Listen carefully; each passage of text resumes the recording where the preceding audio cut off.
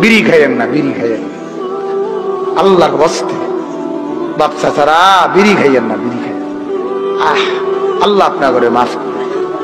যে মুরব্বী বিড়ি খায় আমার বেশি শরম লাগে এবারে দেখি। আমার তো মনে হয় এবারে শক্ত ডাকাই, শক্ত ডাকাইতে বেড়া এ বুড়া যে বেড়া বিড়ি খায় এবার কলজা ফাক্ত শক্ত। এবার কত হলো আরো 200 বছর বাইশ মরতাম না।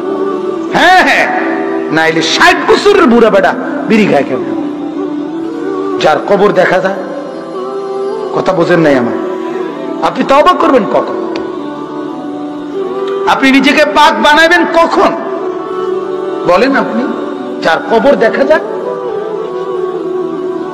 এটা তো লজ্জার কথা, এটা অনেক বড় অহংকার যে আমি বিড়ি খাইয়ে আল্লাহকে বুঝাইতেছি যে আল্লাহ আমি আপনাকে কোনো পরোয়া করি না, মৃত্যুর কোনো পরোয়া করি না, মরলে মরছি কিন্তু বিড়ি খাইতে খাইতে মরছি। ছি ছি ছি, এটা লজ্জার কথা কিনা বলেন না কেন? এই জন্য যত বয়স হয়ে গেছে আলহামদুলিল্লাহ, সবাই অনুরোধ, আমার দায়িত্ব এটা, আমি সবসময় বলি, মাদেরকে বলা আমার দায়িত্ব, ছেলেদেরকে বলা আমার দায়িত্ব, বাপ চাচাদেরকে বলা আমার দায়িত্ব, নাহলে কে বলবে? আমার বয়স কম হইতে পারে কিন্তু একজন কোরআন সুন্নাহ 2-4 অক্ষর জানার সূত্রে আমরা বলা দায়িত্ব না আমাদের? কথা বলেন না কেন?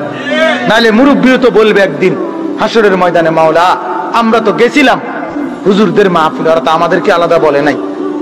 এই জন্য আপনাদেরকে বলে, আমি সবসময় বলি, দাদা যদি হন আপনি, আমি আপনার নাতি, আমি চাই দাদা যেন হয় আমার জান্নাতি, আমার দাদা যেন জান্নাতি হয়, আমার চাচা যেন জান্নাতি হয়, আমার বাপ যেন জান্নাতি হয়, আমার মা যেন জান্নাতি হয়, আমার বোন যেন জান্নাতি হয়, আমার নওজোয়ান বন্ধুরা যেন হয় জান্নাতি, সবাই মিলে মিশে যেন হই একসাথে জান্নাতি। সেই জন্য গুনাহ ছাড়তে হবে।